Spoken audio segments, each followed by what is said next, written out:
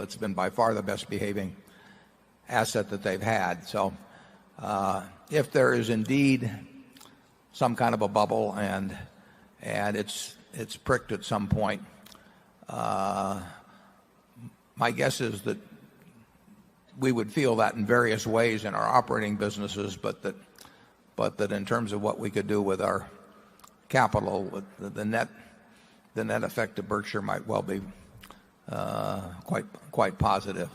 We're not big on macro forecasts. I mean, this foreign exchange thing is quite different than what we've done over time and the way we've made money. So it isn't like we've got some great track record of predicting macro factors and have made a lot of money doing that. We've made money by looking at things like PetroChina or whatever it may be and just deciding that here's a very good business at selling at a very cheap price.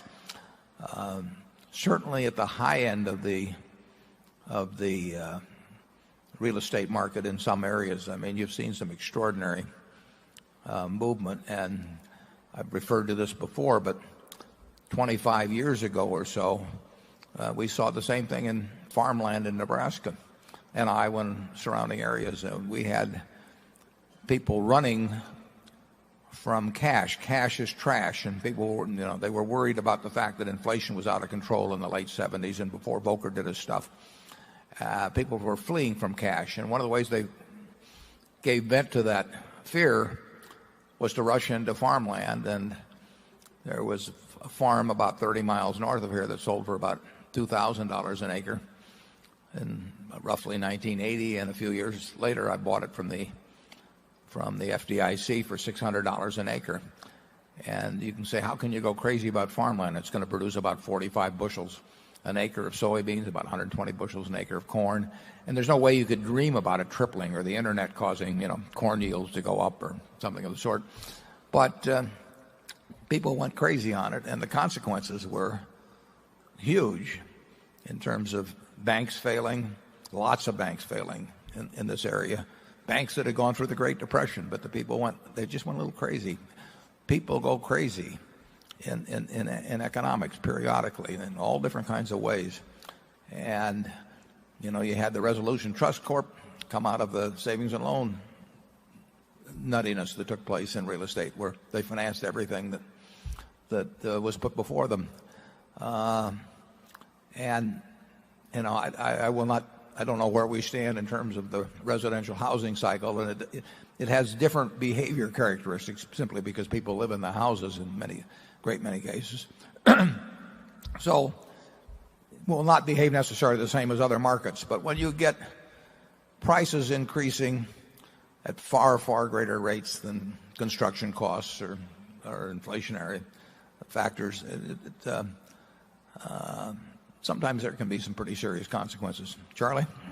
Yeah, it's in a place like Omaha, there's not much of a housing price bubble, is there, Warren? No, there's not been a bubble, but I would say that residential real estate probably has increased in price at a rate quite a bit faster than the general inflation rate. Yeah, but if you get to Laguna, California, or Montecito, California, or the better suburbs of Washington, D.C., you have a real asset price bubble. I have a relative that to move to a good school district in the suburbs of Virginia, she'll have to pay 4 times as much as she can get from selling her nice Omaha house. Yeah, well, that's a price bubble. I sold a house a few months ago in Laguna for $3.5 million. Now, it sold the first day, so I probably listed it too cheap. So don't count on me for residential real estate advice. But that house, the physical house would probably cost $500,000 or thereabouts.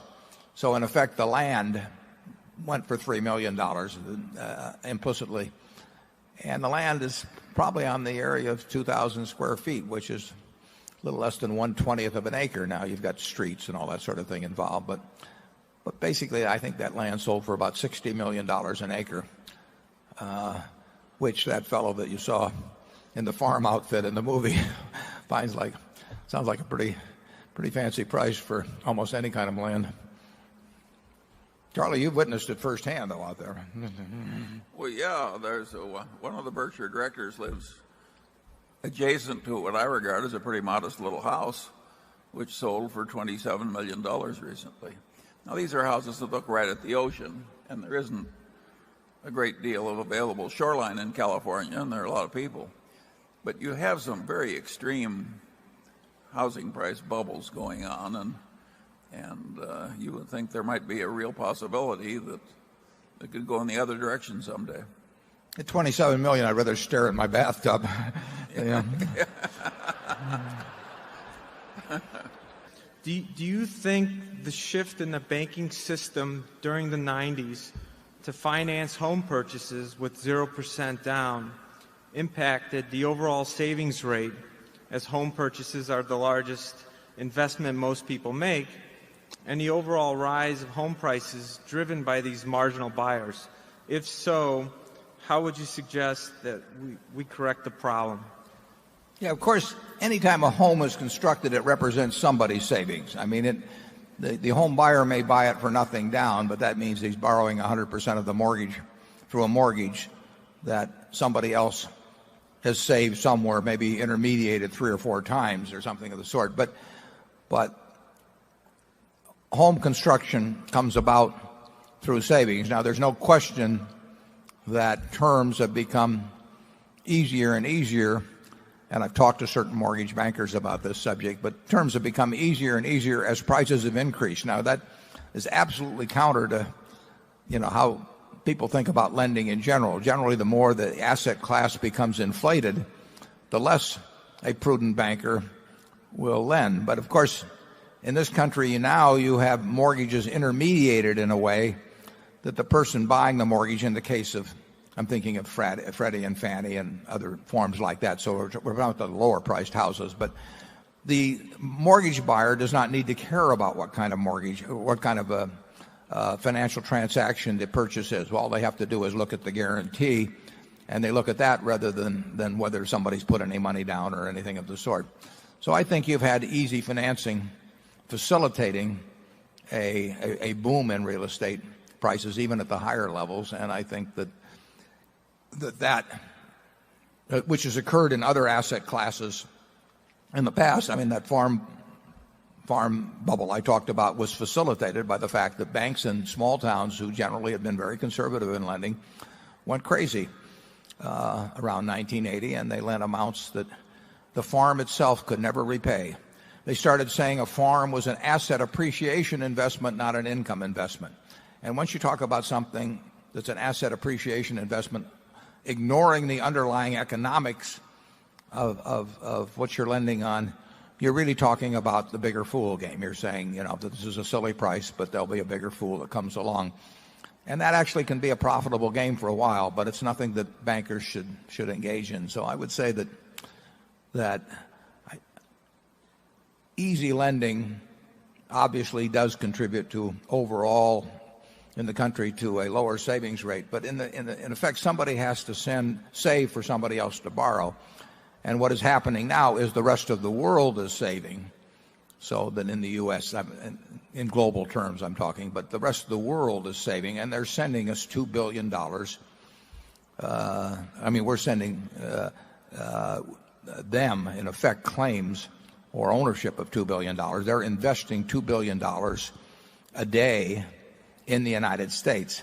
But a lot of economists will say, well, that's what's really going on. The world loves our assets so much, and they have so much confidence in America, that the present current account deficit is driven by the fact they want to invest. I don't believe that at all. I think it's just silly, frankly, to make that argument. They are investing because they have to, because of our consumption habits, and not because they want to. And I think the declining dollar is evidence of that. Charlie? I've got nothing to add to that. It's obvious that the easy lending on houses causes more houses to be built and causes housing prices to be higher, probably, in the new field. Eventually, of course, if you construct enough new anything, you can have a countervailing effect. In other words, if you built way too many houses, you'd eventually cause a price decline. I'll give you a fanciful illustration. Let's just assume that Omaha had a totally constant population. No one was allowed to leave. No one was entered. Birth rate equal death rate, all of that sort of thing. So the population was constant, and nobody could build any more houses. We just passed a city ordinance to that effect.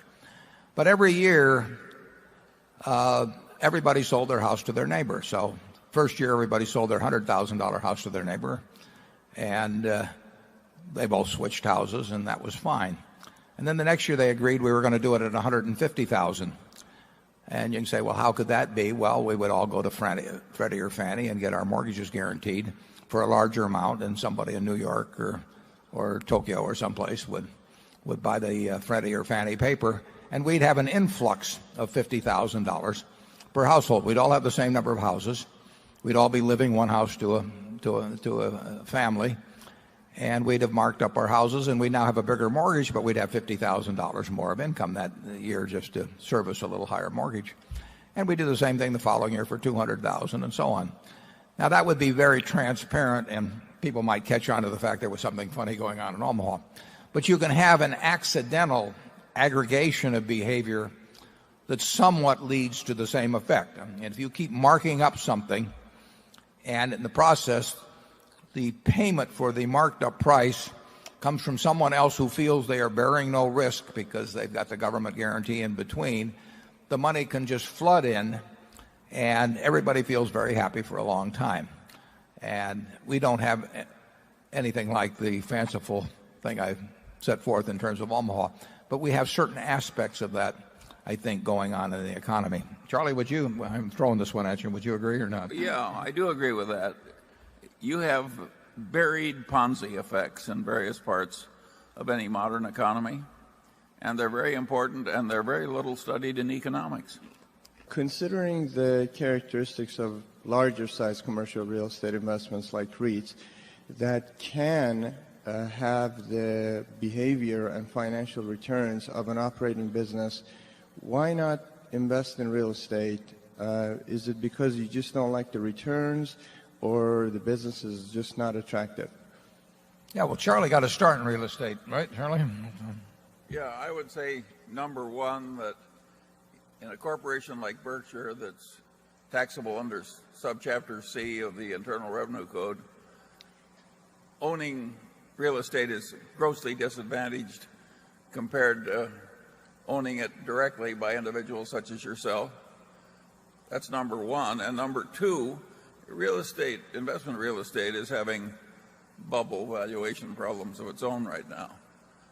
All my rich friends who own real estate are selling their worst properties, and they're getting bids that come in higher than their highest expectations, and people are competing to take these things off their hands. I do not find it exciting, and it certainly doesn't fit Berkshire. Name me a lot of C corporations that have been passive holders in real estate and have done well over a whole lot of years. It's almost a null class. Yeah, Charlie and I mean both, more Charlie than I, we've had certain personal real estate investments over time, and it's a field that in general we understand. We don't bring that much special to the game, but we understand it. We've made money in it. And actually, at the time that the NASDAQ about hit its high, REITs were quite cheap in my view, and I have a less than 1% of my net worth outside of Berkshire, but basically I had that portion all in REITs.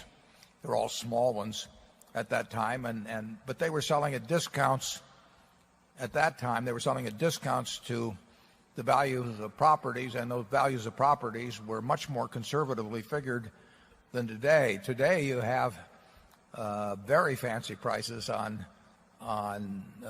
real estate, and on top of that you have the REITs often selling at a premium to those. So I regard REITs as quite unattractive now, certainly compared to 5 or 6 years ago. But that's a group of securities. So that's for an individual you regard them as unattractive. Yeah. And for a corporation, that much more so. Yeah, right.